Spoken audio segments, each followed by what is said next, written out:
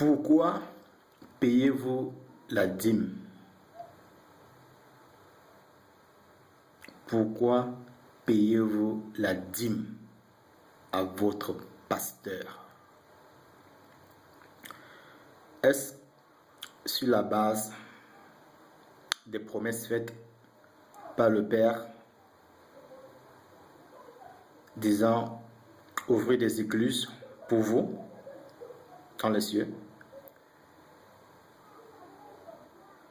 ou de multiplier vos richesses une fois de plus selon Malachie chapitre 3 verset 10? Ou bien est-ce le salaire de votre pasteur qui dit devoir utiliser une partie pour l'entretien de votre lieu de rassemblement? La dîme, devrez-vous la payer? Si oui, est-ce en argent ou est-ce en prémisse des produits du sol?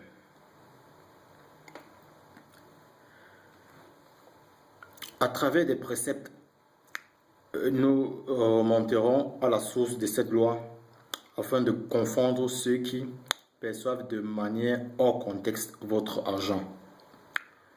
Regardez votre pasteur, regardez-le bien et regardez-vous et répondez à cette question. Qui doit paître qui? Qui doit paître qui? Est-ce le berger ou les brebis? Spirituellement, vos pasteurs ne vous enseignent rien parce qu'ils n'entrent pas en profondeur de ce précepte de Malachie.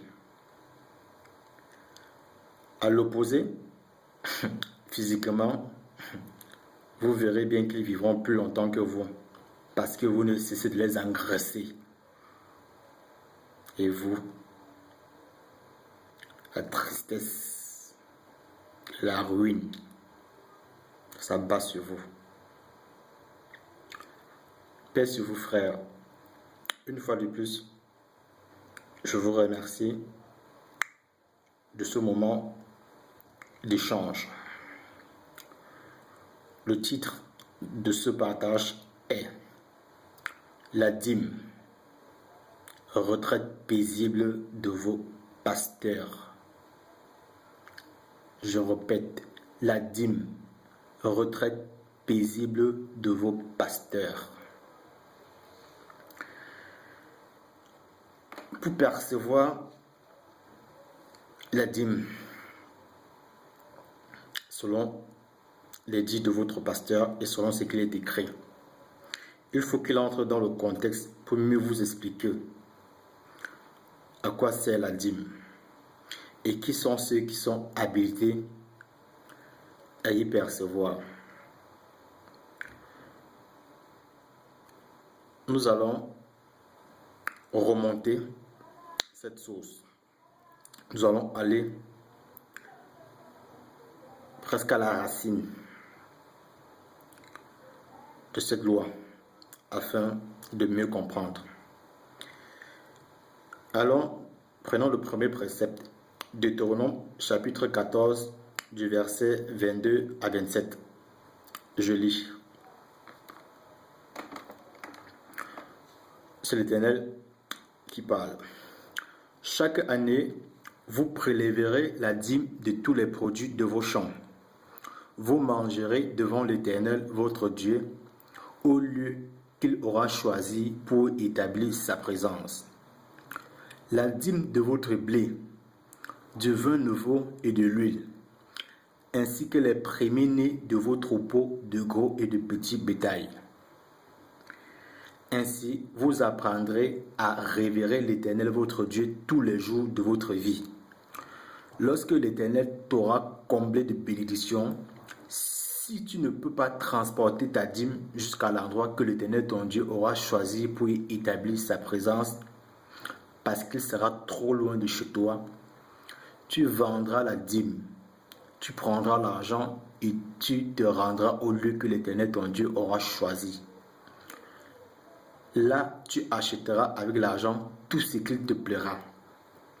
Bœuf, mouton ou chevreau, vin ou autre boisson alcoolisée. Bref, tout ce dont tu auras envie. Et tu le consommeras là devant l'Éternel ton Dieu en te réjouissant avec ta famille. Vous n'oublierez pas de partager avec les Lévites qui habiteront dans vos villes, car ils n'ont pas reçu de part de patrimoine foncier comme vous. Ce premier précepte nous renseigne qu'il y a une dîme annuelle où l'on prélève de tous les produits de la terre que l'on mangera devant l'Éternel à un lieu bien précis, entouré de toute sa famille, et que l'on se rappelle aussi la part des Lévites qui se trouveront dans nos villes. Notez bien, ici on parle des Lévites. Notez bien, car nous y reviendrons. Il faudrait bien qu'on sache qui sont les Lévites. Prenons un autre précepte. Deutéronome chapitre 14, verset 28. C'est l'Éternel qui parle. Tous les 3 ans, vous prélèverez toute la dîme des récoltes de cette année-là et vous la déposerez à l'intérieur de votre ville. Alors, les Lévites qui n'ont pas de part de patrimoine foncier comme vous viendront, ainsi que les immigrés, les orphelins et les veuves qui habitent dans votre ville, et ils mangeront à satiété. Alors l'Éternel votre Dieu vous bénira dans tous les travaux que vous entreprendrez. Ce deuxième précepte nous renseigne que tous les 3 ans, on se doit de prélever la dîme de nos récoltes que nous mettrons à la disposition des Lévites, les immigrés, les orphelins et les veuves. Et alors l'Éternel nous bénira. Maintenant, souvenez-vous, on a mis à part les Lévites. Maintenant, pourquoi les Lévites doivent percevoir la dîme? Parce que vous verrez, à chaque précepte, on parlait de la part qui revenait aux Lévites. Maintenant, aussi, une ordonnance que l'Éternel donne à Aaron. Dans Nombre, chapitre 18, versets 20 à 23, l'Éternel s'adresse à Aaron en ces termes. Tu ne posséderas pas de patrimoine foncier dans leur pays. Il ne te reviendra aucune part au milieu d'eux, car c'est moi qui suis ta part et ton patrimoine au milieu des Israélites. Aux Lévites, je donne comme possession toutes les dîmes qui seront perçues en Israël pour le service qu'ils assurent. Celui qui accomplisse dans la tente de rencontre, ainsi les Israélites ne risqueront plus de commettre une faute qui entraînerait leur mort en s'approchant de la tente de rencontre. Ce seront les Lévites qui assureront le service de la tente de rencontre et qui porteront la responsabilité des fautes qui s'y commettraient. C'est une ordonnance en vigueur à perpétuité et de génération en génération. Ils n'auront pas de patrimoine foncier au milieu des Israélites, car je leur donne pour possession la dîme que les Israélites prélèveront pour l'Éternel. C'est pourquoi je leur ai dit qu'ils n'auront pas de patrimoine foncier parmi les Israélites. Là déjà on comprend que les Lévites n'ont pas de patrimoine. Par contre, ils doivent prélever leur part dans la dîme qu'on adressera à l'Éternel, parce qu'ils sont au service de l'Éternel. Pourquoi le Père a-t-il choisi les Lévites pour son service? Certainement pour leur zèle. Souvenez-vous l'histoire de Dina, la fille de Jacob, qui a été violée. Souvenez-vous du zèle que Simeon et Lévi ont eu en vengeant leur sœur qui a été déshonorée. Mais le plus important, c'est ce récit d'Exode 32, du verset 5 au 29. Une fois de plus, on verra à quel point les Lévites sont vraiment des justiciers de la parole. Ici, notons que c'était au désert.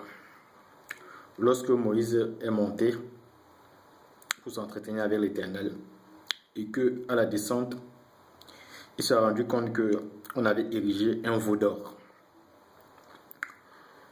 Je lis. Moïse vit que le peuple était déchaîné. Aaron l'avait laissé faire, de sorte qu'il s'exposait au mépris de ses ennemis.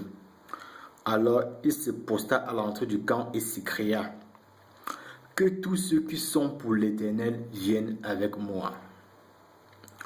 Tous les membres de la tribu de Lévi se rallièrent à lui, et il leur dit: voici ce qu'ordonne l'Éternel, le Dieu d'Israël, que chacun de vous mette son épée au côté, parcourez tout le camp, allez d'une tente à l'autre, que chacun tue, au besoin, son frère, son ami, son proche.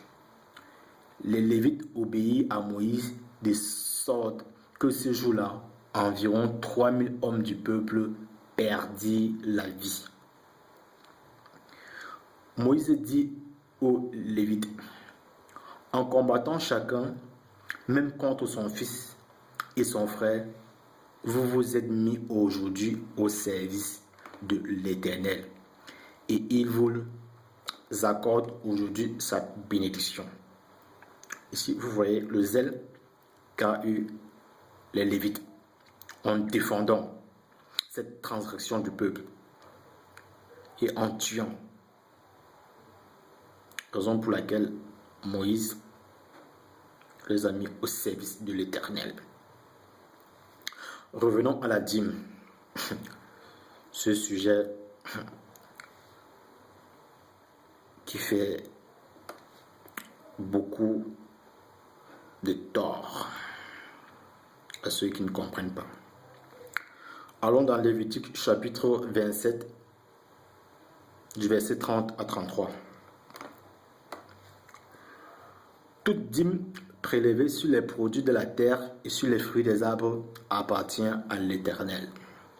C'est une chose sacrée qui est à lui. Si quelqu'un tient à racheter une partie de sa dîme, il en majorera le prix d'un cinquième de sa valeur.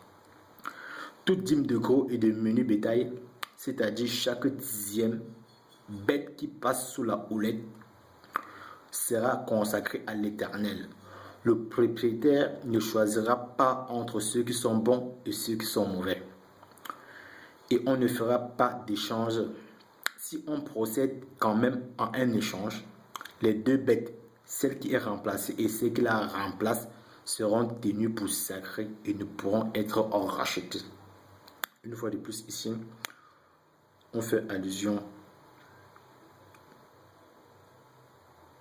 à la dîme et pas de l'argent, mais des denrées alimentaires, c'est-à-dire des produits du sol et du bétail qu'on peut donner comme dîme, qu'on peut offrir comme dîme à l'Éternel. Allons dans Luc chapitre 11, verset 42, parce qu'à cette fin, le Christ a attiré l'attention des pharisiens en disant: mais malheur à vous, pharisiens, vous vous acquittez scrupuleusement de la dîme, sur toutes les plus petites herbes, comme la menthe et la rue, et sur le moindre légume, mais vous négligez la droiture et l'amour de Dieu. Voilà ce qu'il fallait faire sans laisser le reste de côté. Ici, le Christ attire l'attention des pharisiens qui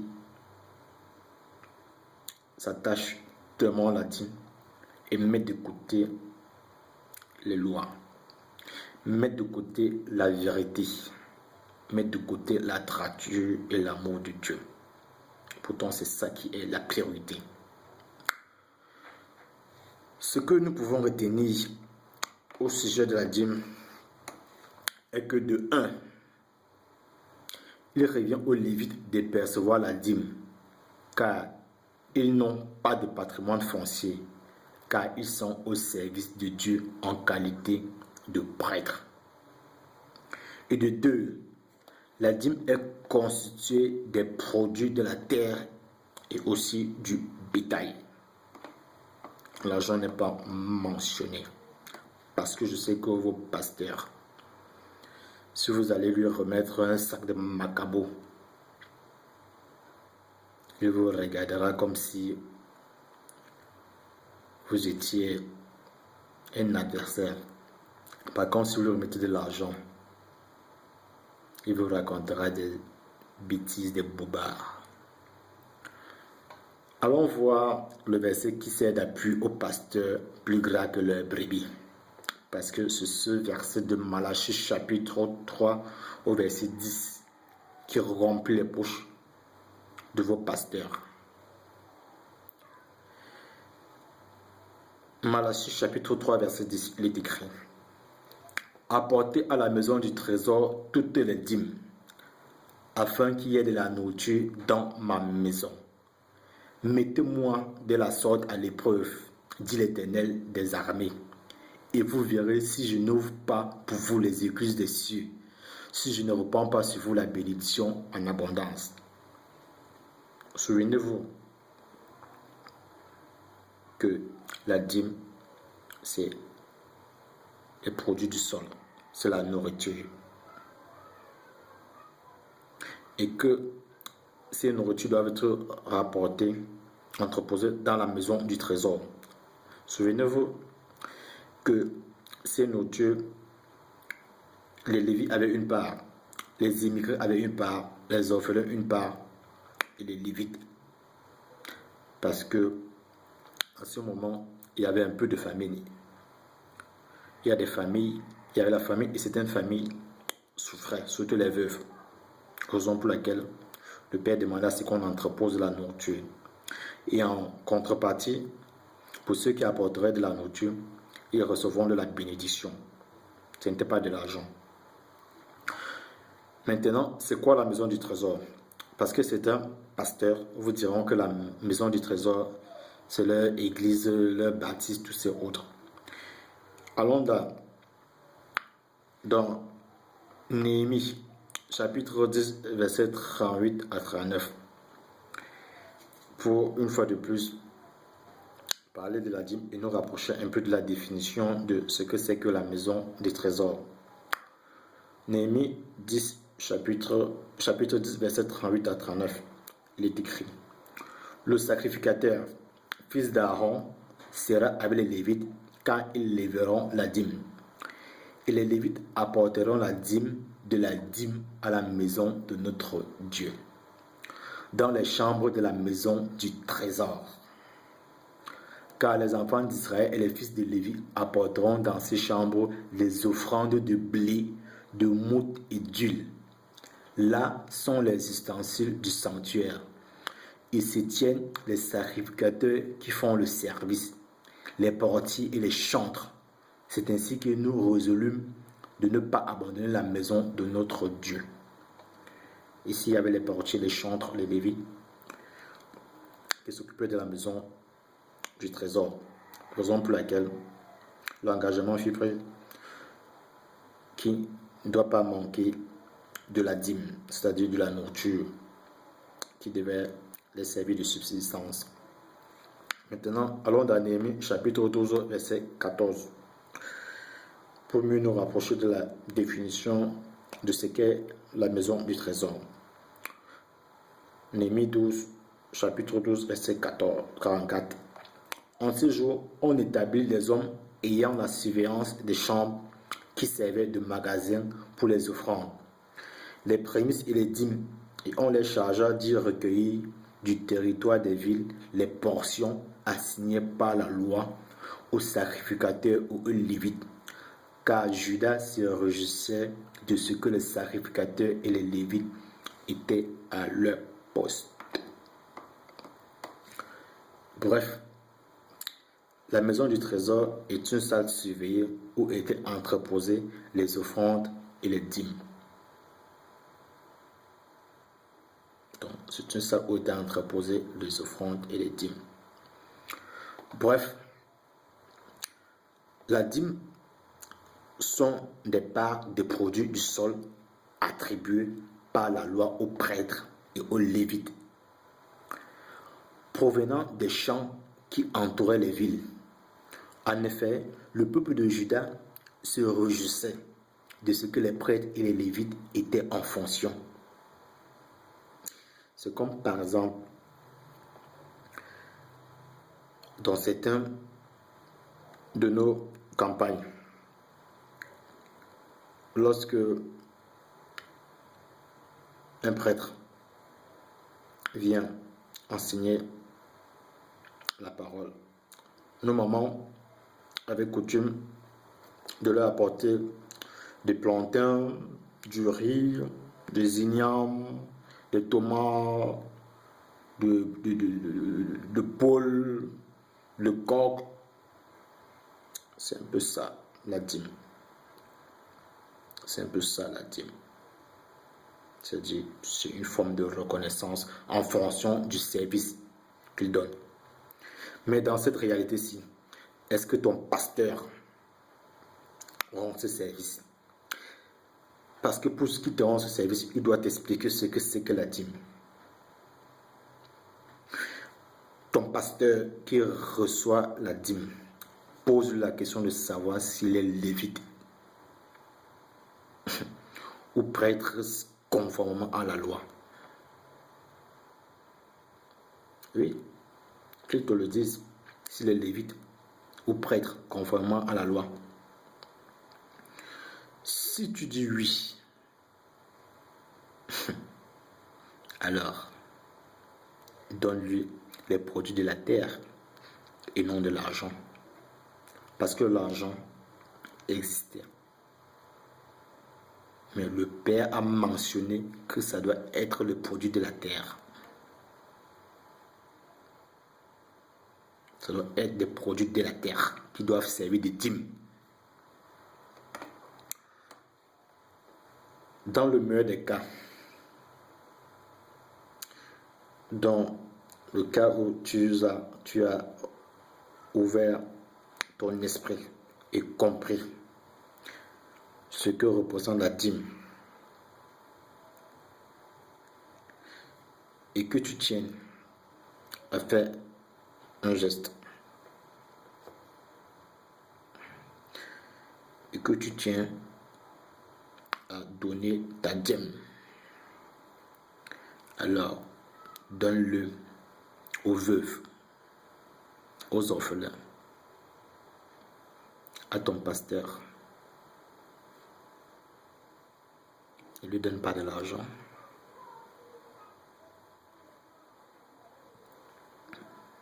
Parce que tu l'engraisses.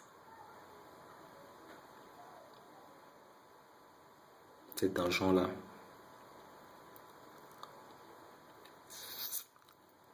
lui servira à s'acheter des grosses vestes, des grosses voitures, construire des grandes maisons. Et toi, tu crouleras dans la misère. Une misère financière et une misère spirituelle.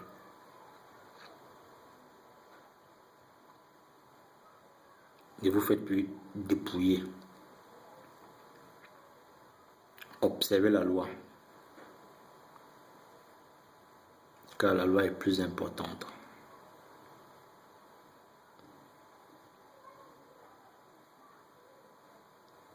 Paix sur vous, frères. J'espère que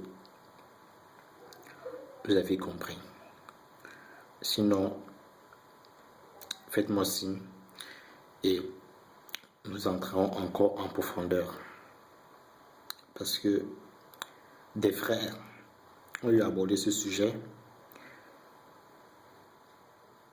mais l'écho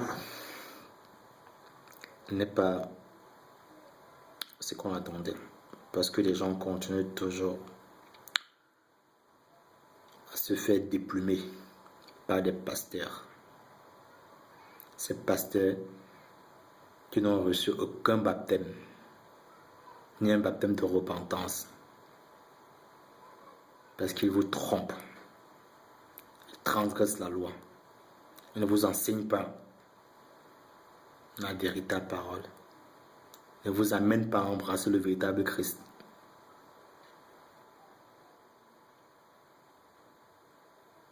Ils n'ont rien reçu comme substance spirituelle, à part vous dépouiller. La dîme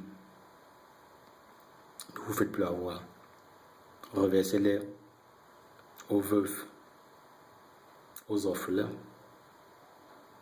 personnes en difficulté.